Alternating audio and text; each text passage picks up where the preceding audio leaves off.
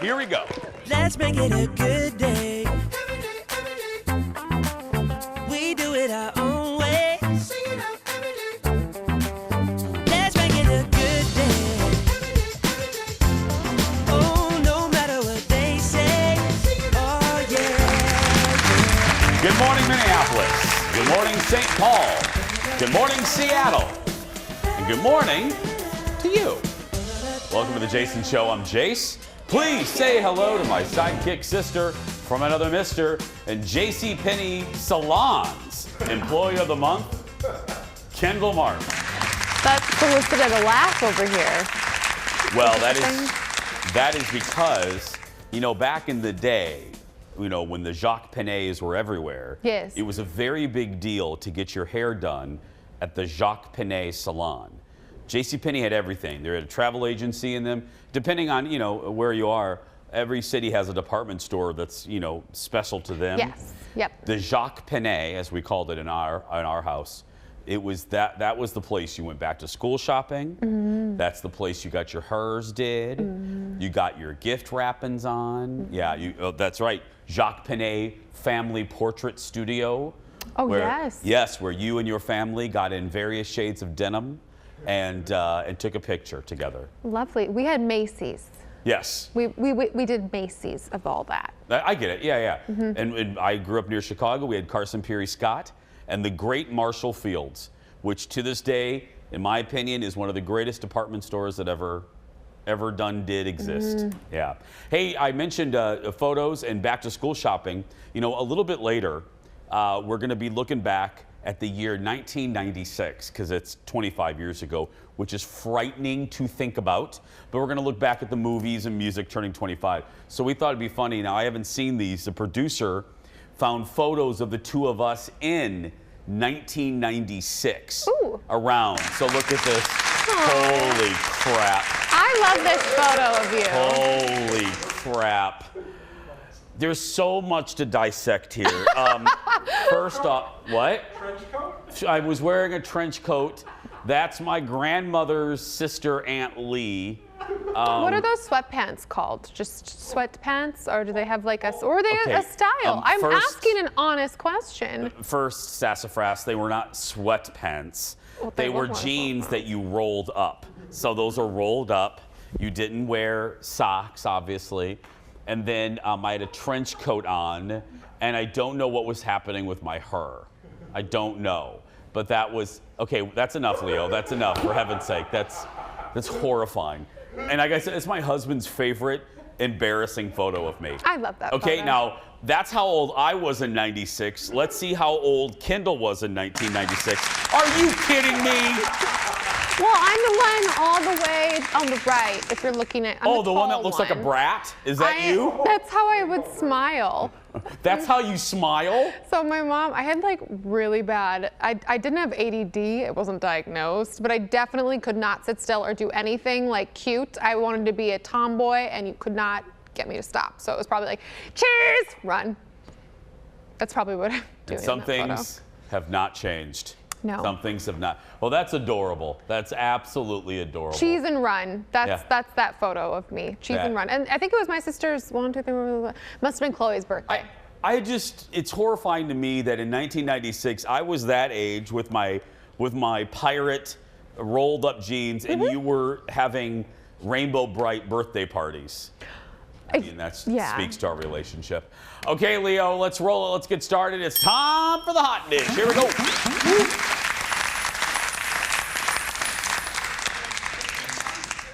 You make me feel old. Anyway. No. Okay, first up, they're an everyday part of pop culture these days, and this year marks 15 years since we first became familiar with the term Real Housewife. Look at this. I don't want to get old. He's pretty much keeping me. Are the police involved? Oh my goodness. Did photographer Eric make this in high school? Look how awful these credits were. Anyway, you're looking at the Real Housewives of Orange County, their opening title sequence. It premiered 15 years ago in 2006, introducing us to 5 women in a gated community in Southern California. That show then led to 9 more spinoffs in various cities across the country, as well as countless versions in cities around the world. Australia, Vancouver. Oh, really? Oh, yeah. The Vancouver one's actually pretty good. As of 2021, there have been a total of 130 different housewives. But yeah, isn't that 130? Wow. And I remember, it's funny, I'm a Housewives fan. If you watch the show, you know that. I have never watched Orange County, ever. And it's the one that's for real. I jumped immediately to New Jersey. I got started, my gateway housewife drug was New Jersey, and then I went to New York, and then Atlanta, and then Beverly Hills, which is, no pun, the diamond. It is. It is the diamond. I started watching Housewives right when that very first season came out. Like I watched Housewives more then than I do now. Yeah. Well, in a new book, they're looking back at the history and impact of the Housewives, and it's called Not All Diamonds and Rosé, the inside story of the Real Housewives from the people who lived it. The book comes out later this month on October 19th. Author Dave Quinn interviewed countless housewives as well as insiders. The book is being published through Andy Cohen Books, who happens to be, you guys know that, one of the creators of the franchise. Andy is the Pied Piper of the Housewives. Yeah. He was, at the time, in 2006, he wasn't just an executive producer of New York and Beverly Hills. He was an executive at Bravo. He is not anymore. People still think he's in charge of programming. He's not, and he hasn't been for years. But back then, right, Jeff, wasn't he? Back then, he was in programming at Bravo. So he was a boss. Now he's an executive producer, I think, still of New York and Beverly Hills. I don't think Atlanta. But anyway, I still love it. Some more than others. I've fallen off New Jersey. New York, you know how New York drove me crazy last year. Fix it. And then Beverly Hills this season is so hot. It really is the jewel. And we found out last week there's going to be a 4-part reunion for Beverly Hills. That's historic. 4 parts, yeah. Why? Yeah, Andy Cohen let that rip last week on Jimmy Fallon. So, because it's a juicy season, yeah. That's some tea. Next up, staying on the topic of housewives, there are some that do the show for a paycheck and others who don't really need the money and just want some fame. A new article reveals the richest housewives ever on Bravo, and you might be surprised at a few of them. First up, the 11th richest, Candy from Atlanta. That's right. That's Lisa Vanderpump. She's rich too, y'all, but that's not Candy. Candy is it comes in at number 11. She's worth an estimated $35 million. Probably not a surprise because she was a successful singer and writer before joining RHOA, and also has restaurants and businesses. She sells naughty toys. She did Scrubs, right? She wrote No Scrubs. Very good. Don't want 1999, such a good show. Moving to the top 10, here are a few notables. Former New York housewife Jill Zarin is the 10th richest. Number 8, Dorit. Really? That's fake. Anyway, on Beverly Hills with nearly $50 million. Coming in at 6, Kyle Richards from Beverly Hills. Now, 5th may be a surprise. Former New York housewife Carol with $50 million. Wow, that does shock me. And 4th is former Beverly Hills cast member Adrienne Maloof, whose family owns several companies. And she owns a basketball team, too. I think she owns Used to, yeah.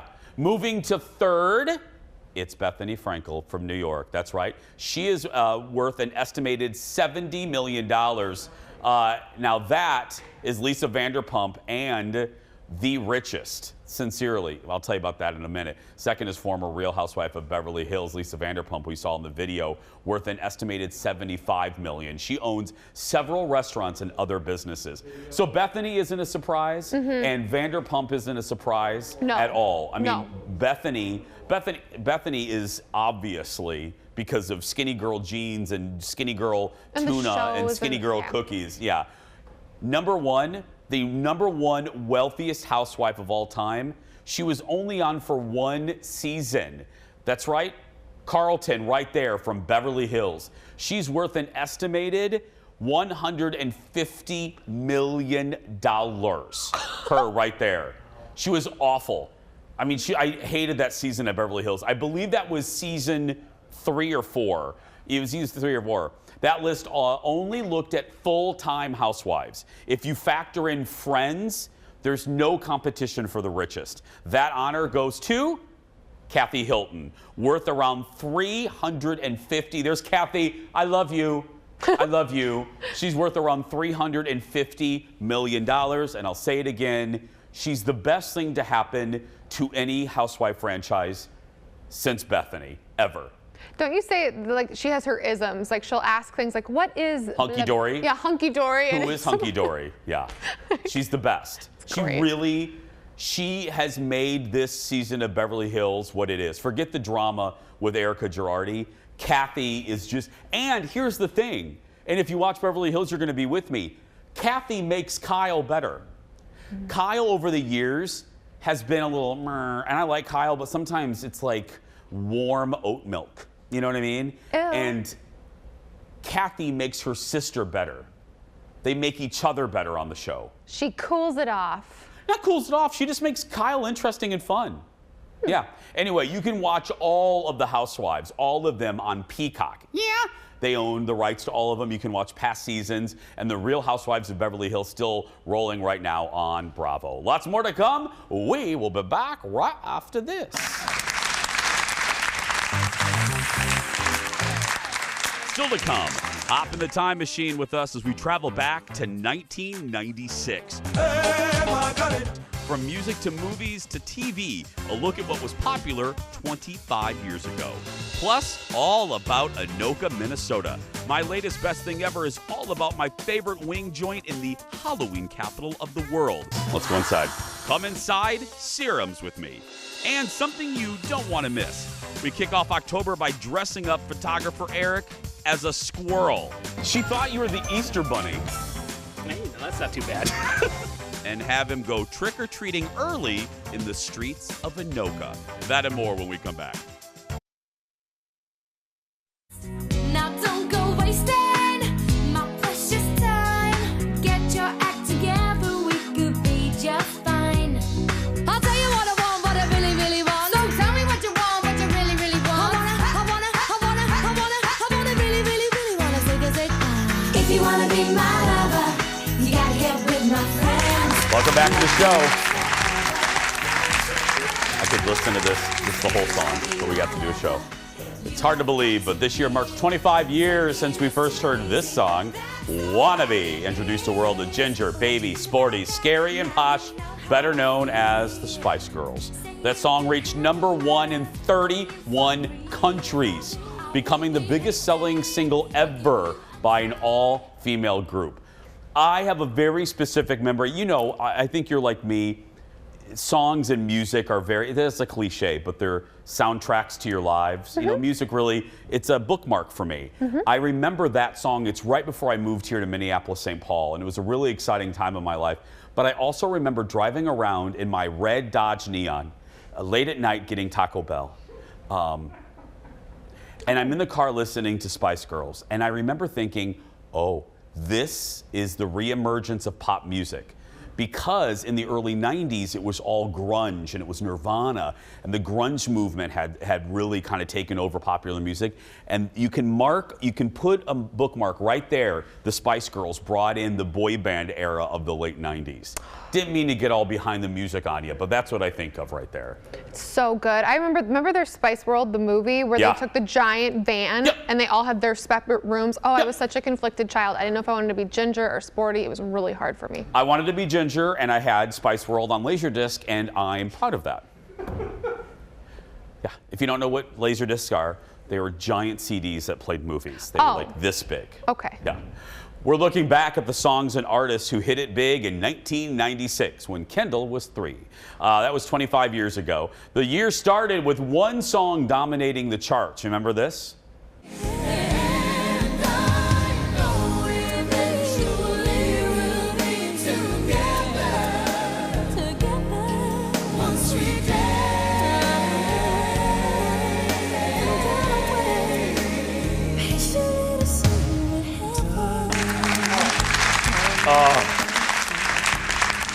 Mariah Carey and Boyz II Men hit it big with One Sweet Day. It spent 16 weeks at #1, the longest consecutive streak at #1 in Billboard Hot 100 history. Yeah. Why are you laughing over there? I can't. My husband sings this song to me all the time, the Mariah part. Well, that's about dying, so I don't know if that's a good thing. I'm just It's so bad. FYI. And also, director Leo just let us know in our ear he has never heard of this song. Leo, what were you listening to? The polka? Probably. Leo probably was. If you would like to apply to be our director, send your application and resume to jasonshow@Fox. Thank you.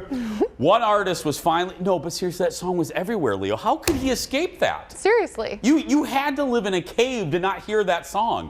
One artist was finally able to beat Mariah and Boyz II Men at the top. Which song was it? Now, Leo will probably know this one. Look at this. Lifted me up when I couldn't reach. You gave me faith 'cause you believe I'm everything I am because you loved me. Ooh. Slap My Butt and Call Me Rosie. This is one of my favorite songs of all time. Oh, that's from that horrible movie One Up Close and Personal, though it's horrible, but I still watch it. That's Celine Dion with Because You Loved Me that was used in, look at that, Robert Redford, Michelle Pfeiffer. Oh. And it's about the news business, and it's so unrealistic because there's a scene where Michelle Pfeiffer is going live from a beach and the news director shows up behind her to help her out. Our news director hasn't left the building since Bill Clinton was president, so that doesn't happen. Besides that song, look, did you see how happy? I love that song. Oh God, it is also one of my all-time favorites. It is it really? Yes, Oh. yes. There's a great scene where Michelle Pfeiffer is leaving to take her big job in Philadelphia.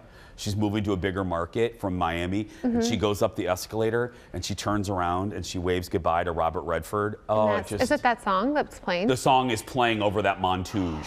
Yeah, it gets me every time. So when I got the job here, I got in an escalator, Yeah. and I made my friends look back, and I waved to them. To that song? Yeah, I had it playing. If you think I'm joking, you don't know me. Believe it or not, neither of those songs was the biggest hit of that year, 1996. That honor goes to... Dala tu cuerpo alegría Macarena, que tu cuerpo es para dar la alegría y cosas buenas. Dala tu cuerpo alegría Macarena, Macarena. I Weep for Our Country. That's the remix of Macarena by Los Del Rio. It spent 14 weeks at #1 in 96. The song is considered the biggest one-hit wonder of all time. And obviously, as you can see by our 2-box, Kendall still knows how to do the dance. My friend Alexis from our radio show, Jason and Alexis in the Morning, Alexis proved you can dance the Macarena to almost any song, and you can make it work. Oh, probably. Yeah, the moves. Yeah. It's very simple. Most of them. But now, see, that's going to be, now Leo, stop it. Now that's going to be in our head all day long.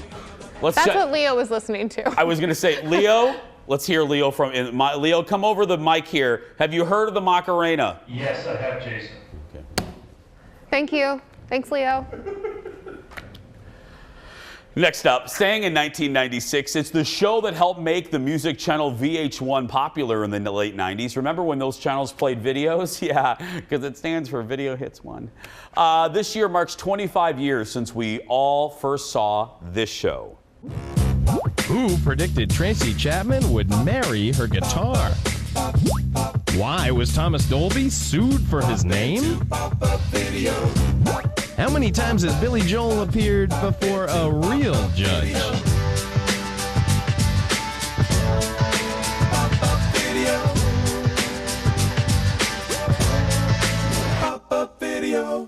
Oh, I love it. Why are you looking at me scared? Anyway, Pop-Up Video premiered in October of 1996, featuring pop-up bubbles over music video, offering trivia and fun facts about the song or the artist. For several years, it was the highest rated show on VH1. Have you ever heard of Pop-Up Video? No. What? No. You and Leo are both fired. Sorry. Oh no! All kidding aside, you've never you're not even in No, pop honestly, culture. I have not ever heard it until we were talking about this and I looked it up. When Oprah was sued by the cattlemen, when Oprah was sued by the cattlemen in 1998, and she had to take her show to Texas during the duration of the trial, the creators of Pop-Up Video came and did a pop-up Oprah show where they gave fun facts about Oprah taping in Texas. Do you remember when Oprah was sued by the cattlemen? You don't remember that? You were 6, weren't you? Yeah, I hate my life. This episode of our show is a really good, it clarifies why I didn't date until my mid-30s, because I was watching too much TV in my 20s. From music to movies, next up, a look back at a few of the memorable movies turning 25 this year. 1996 was the year that brought us movies like Fargo, Twister, oh, Remember the Cow, and Independence Day. It was also the year, but when the cow flew across the screen, cow. Remember Helen Hunt goes, cow. It was the year this classic movie scared up a huge audience in the box office. Look at this.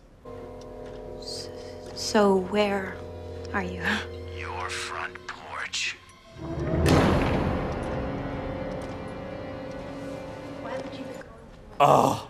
Okay, I've just decided I should just go back in a time machine and live in 1996. Oh, I want to come. Because I love all of this. It's been 25 years since we were introduced to the Scream franchise. The first one was a huge hit, earning $173 million in the box office. And it was made for like a quarter. A 5th Scream movie is now in the works with original members of the cast. Have you seen any of the Scream movies? Yes, Jason, I have. Thank goodness. Okay, you're redeemed. Now looking back, they're not as scary as they used to. But Scream, that movie was not revelatory, but it was a big thing because Drew Barrymore, spoiler alert for a 25-year-old movie, but Drew Barrymore was in the movie poster for Scream, okay? Then you get to the movie, and who dies first? Drew Barrymore. She did. Movies didn't do that. We went into the movie thinking Drew Barrymore was in it. Next up, one of Tom Cruise's biggest movies of all time. Remember this iconic scene? I love you.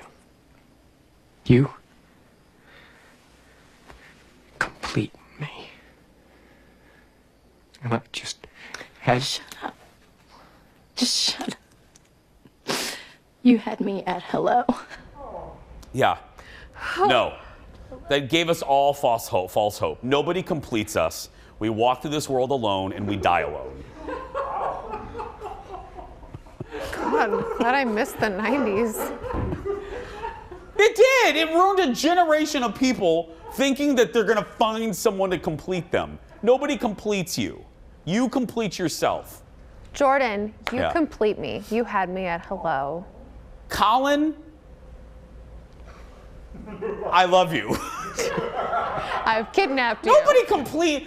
Anyway, that's Jerry Maguire. Next up, 3 movies. 3 of my favorites came together for this memorable movie in 1996. Don't put me on display. Pretty good. You remember. You don't own me. Don't try to change me in any way. You don't own me. Don't tie me down, 'cause I'll never stay. Yes.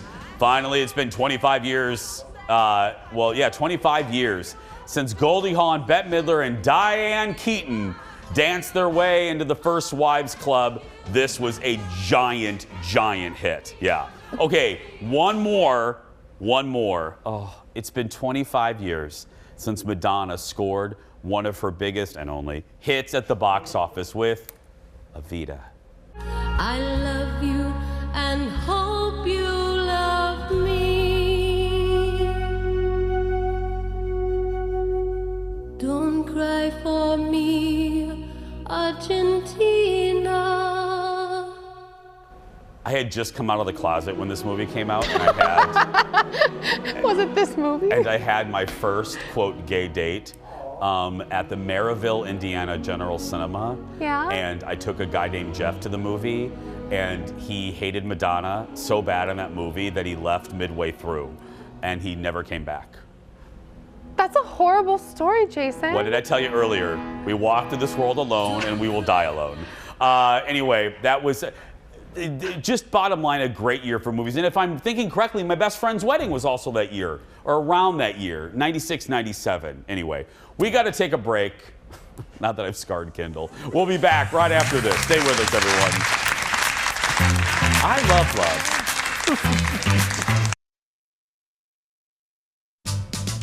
Welcome back, my friends. Okay, I'm very excited for the rest of the show here.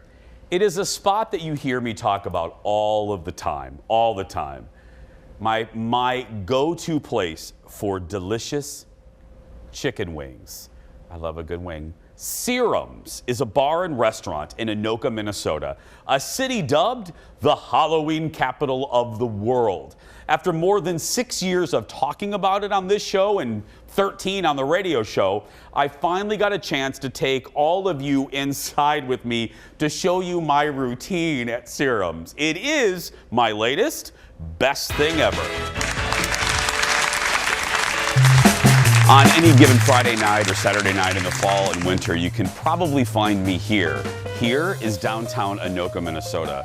Here is the place I've talked about for about 13 years. It's Serums, right here on Main Street in Anoka, and it has my favorite chicken wings, my favorite vodka soda, and my favorite pull tabs. Let's go inside. Photographer Eric made a pretty funny analogy. This is basically like a kid show, you know, where it's instructional, but it's not a kid show because I'm basically teaching you how to go to a bar. So what's today's secret word, Cocky? Today's secret word is bar. I mean, it's my favorite bar, but I'm teaching you basically how to do it. And in my opinion, any good townie bar or restaurant has fresh popcorn, and Serums has the best. I don't know what they put in it. I don't know what the oil is, but it's really good. How many sauces do I get with a 16? I forgot. 16 bone in, 2. I will do 25 wings. Perfect. Ranch-a-lotta, garlic-a-lotta, Ragin' Cajun, and Thai. I'll only do 4 today. Do you want to double up on one of the others? Let's double up on ranch-a-lotta. Perfect choice. Now, if Colin was here, my husband, we would do Chernobyl, but I don't like the hot stuff, so we're only doing 4. You did that like a pro. I did that like a pro? I do. I could order that in my sleep. Ranch-a-lotta, garlic-a-lotta, Ragin' Cajun, Thai. Thai's my favorite. You'll see. Just hold on a minute. Next. The order's in, the wings are being made, so now it's time for pull tabs. Oh, look at me. I'm shaking just thinking what's behind me. So photographer Eric just had another observation that shaking as I approach a pull tab booth probably isn't great. It's just a joke, Eric. I just mean shaking with excitement and anticipation of the winners or losers that are to come. Okay, Eric has informed me again that even if it's shaking with excitement, it's not a good thing. But I just meant I'm shaking with joy. Is that better? Yeah, I guess. There you go, sir. Thank you. You're welcome. Are you shaking? Now I'm shaking with anticipation for the wings. That's okay, isn't it, Eric? Okay. They brought the condiments and the plates. They brought 2 because they think that I'm going to share with photographer Eric. Oh, contraire, mon frère. Oh. Look at that. Thank you. Now, am I allowed? Can I shake now, Eric? Is that okay now? Look at that. I wish that was fake, but that's very real. And why am I holding the ketchup? I don't use ketchup on the wings, but it is a microphone. It is. I am very, very excited for these wings. These are Thai, my favorite. And then we have Ragin' Cajun. You're thinking to yourself, they look like regular chicken wings. What makes them special is they kind of double cook them. And what I mean by it is they fry them, then they sauce them, and then they broil them. So the sauce kind of bakes in to the wing. We are just realizing that there's really no way to eat a wing that's attractive. Eating a chicken wing isn't a first date kind of thing. It's not even a second date kind of thing. plus our boss, Marion Mim Davy Kessler, Mim Jong-un. One of her biggest pet peeves of running a TV station is seeing people eat on TV. So, with those two things in mind, I'm gonna eat this with some minor editing. Here we go. Breaking the law, breaking the law, breaking the law, breaking the law. Breaking the law, breaking the law. It's so good.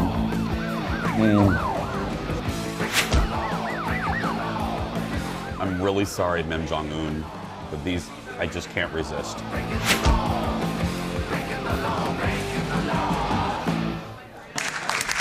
So good, so good. I want to hear from our Washington friends. Where are your go-to places for wings? Let us know on our Facebook page. There really is the secret, though, the double cooking kind of, the fry, sauce, bake. I don't like a wet wing. That's the secret, one of the secrets of Serums there. Yeah. Other people love them too. Yes. I always say that. Oh, they're all, yeah. And the other thing, if you are new to us and you're like, what's a pull tab? It's like, little tabs that you pull, and it's for charity, and you can win prizes. Not prizes, you can win money.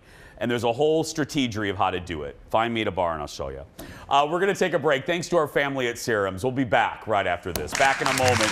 Go see them in Anoka, Minnesota.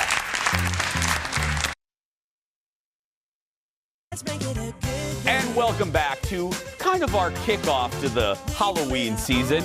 Now, I just took you to Anoka, to my favorite wing place, Serums. Anoka, again, Halloween capital of the world.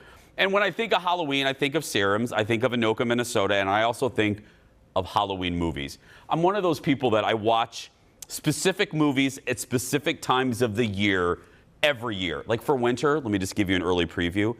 Beautiful Girls. It's a great movie. If you haven't seen it, watch it. But I watch that every winter. In the fall, I always watch You've Got Mail. And Halloween, the season we're in right now, or starting, there's 3 movies, horror movies, and one's a horror comedy that I always watch. The first is what I consider to be, quite literally, one of the scariest movies ever, and it is the very first Paranormal Activity.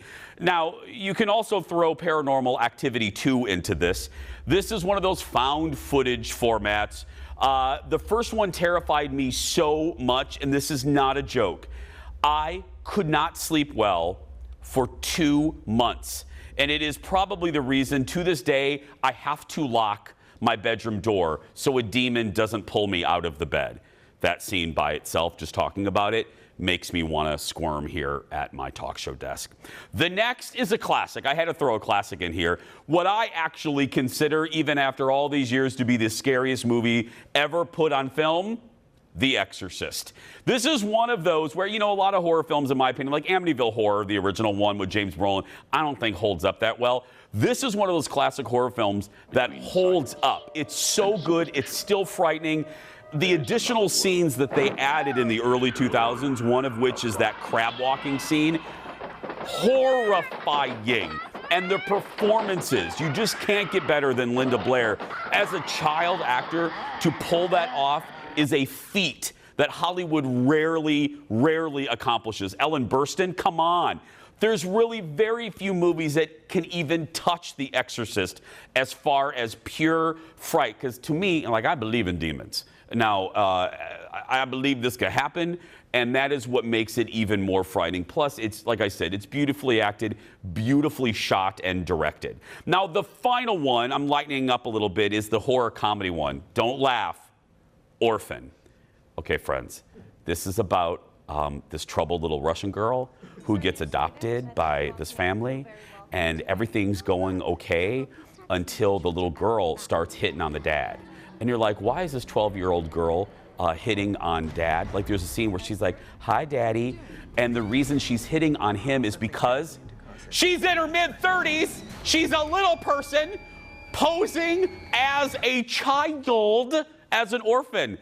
I have rarely laughed as loud in a theater as I have Bridesmaids and Orphan when they revealed the twist that she was a middle-aged little person posing as an orphan. Come on, what more do you need for your Halloween night? Orphan, The Exorcist, and Paranormal Activity. 3 different ones for you to watch this season. We're going to take a break coming up in a little bit. Photographer Eric goes early trick-or-treating as a squirrel. I said that when we come back. Let's make it a good day. We do it our own way. Let's make it a good day. Oh, no matter what they say. Oh, yeah, yeah. Welcome back to the show. Beautiful shot by photographer Eric there.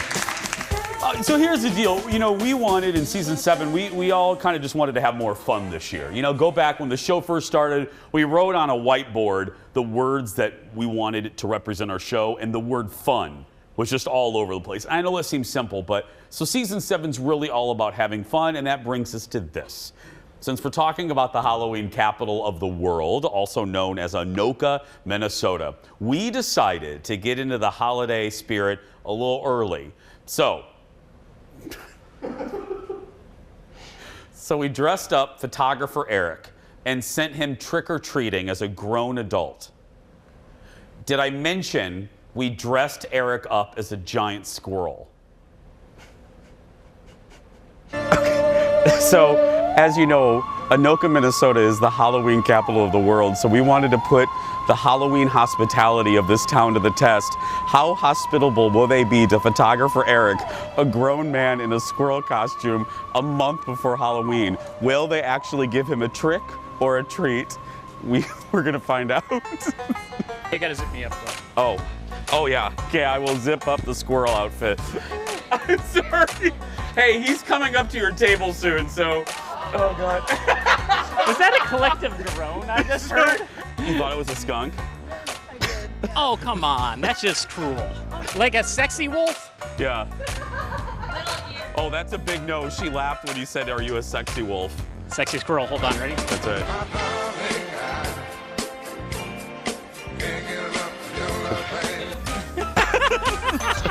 She's still laughing, Eric, thinking about you as a sexy squirrel.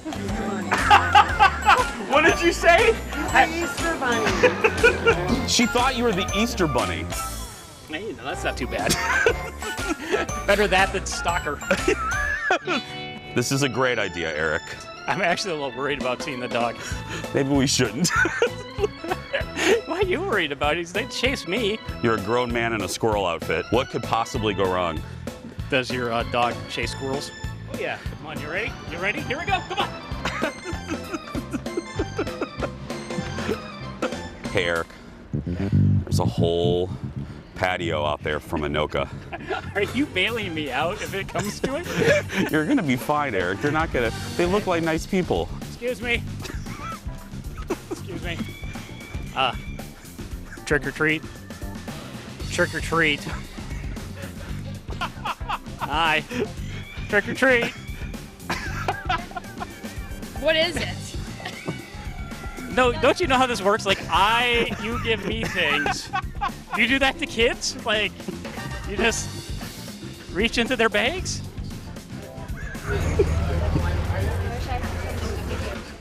You have a whole plate of wings. Preferably a less saucy one. Oh, you want chips and salsa? I would love that. That sounds amazing. Thank you very much. Look at me. Woohoo! They're on Amazon. They're pretty cheap. They got a 5-star review. What you don't want is a 3-star costume. I'm excited to give you this. I got French fries and pickles for you. Oh, thank you so much. Come on in. Trick or treat. I'm giving you something. Oh, Rachel, a half of Rachel. Did you see this? It's like a half of sandwich. Wow. Are you a squirrel fan? I am not, because I got black squirrels in my yard and they eat everything. I love squirrels. I'm a squirrel fan. Do you have a hot tub? Eric, we have to go.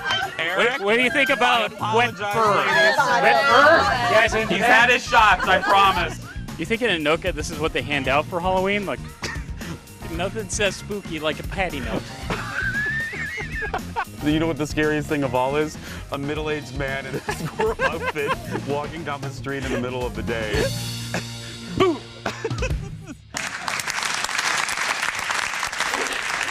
can I tell you? So we shot this on the same day, Kendall, as the serums piece. So we shot the serums eating first. So we get done, Eric's shooting it, and we pay the bill, and Eric looks at me and he goes, I gotta go out to my car to put my squirrel outfit on. And even him saying that, I go, okay, I'll wait here and finish up the paying of the bill. So I'm sitting there, and we're at a table at Serums all the way to the front. So Eric comes through the back door and has to walk through the restaurant as the squirrel. And nobody, because it's, we shot that before October. I mean, at the end of September. In the middle of the day. So no one's expecting trick-or-treaters, and they're most certainly not expecting a 6'2" man to walk in dressed as a squirrel. You should have seen the lunchtime crowd at Serums. They looked at him like, and there were hunters there. I'm sure some of them were trying to find their little shotgun because they're like, look at the little rodent coming into the chicken wing place. Oh, it was great. But people were so nice. We had a haul at the end, yeah. Eric, you're the best. We're gonna take a break. We'll be back with more right after this. Trick or treat, Kendall, trick or treat. We're gonna dress you up as a penguin next week. Welcome back. Season 7. Don't forget, you can stay connected with us on social media. You can find us on Twitter, Instagram, and Facebook, and the address is Jason Show TV. And don't forget our personal accounts as well, Kendall Mark and Jason Matheson. There's always something cooking there. So, I just can't. What would you like to dress up as? We got to get you in a costume. I don't think I want to be a squirrel. Are there other options? No, we already did something in the rodent family, so maybe like a bird or something, and we'll have you go to a different city. I could be a flamingo. Perfect. It's probably more my speed, but sure, yeah. Do you know what a group of flamingos are called? A flamboyance. Are you kidding me? No, that's what they're called. That's not like I thought that was like a peacock thing. No, this has been Jason Matheson's Wild Kingdom. We'll be right back. Stay with us. No, they're called a group of crows is a murder. A group of flamingos is a flamboyance.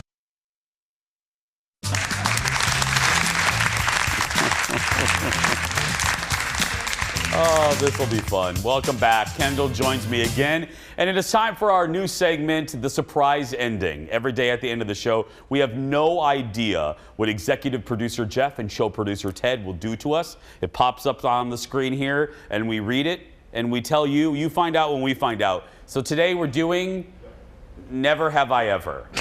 I've been told to look at this card. Here's the card. Are you ready? Now, if we have done this, we drink. Okay? Okay. If we have done it. So basically, if it's a lie, we take a drink. You ready? Never have I ever drunk, dialed, or texted an ex.